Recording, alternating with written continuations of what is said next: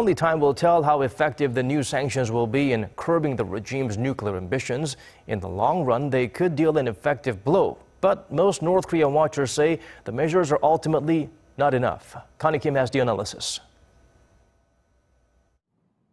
The UN Security Council has adopted its 9th sanctions resolution on North Korea, being dubbed the strongest to date. But whether these punitive measures will be effective in curbing the regime's nuclear ambitions is up in the air.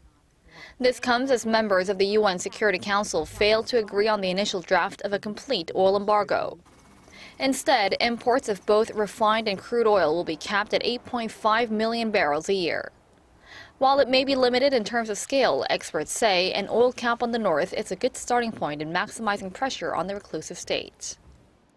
For a poor country like North Korea, which is heavily dependent on the outside for oil, which is mostly used for transportation purposes, the new measures will represent a reduction of only 25% compared to the previous amount, but still it's going to make an impact in my view. This resolution has significance as it started slapping sanctions on its energy.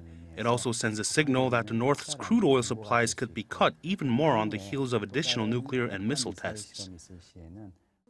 Paired with other sanctions, namely a ban on North Korea's textile exports and a ban on renewing North Korean laborers' overseas contracts, these measures are expected to deprive the regime from nearly $1 billion in annual revenues.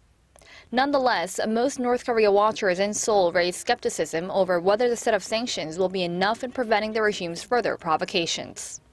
They forecast Pyongyang will push ahead with its goal of developing an intercontinental ballistic missile, topped with a nuclear warhead capable of reaching the U.S., while Washington will continue to compel North Korea to discuss denuclearization.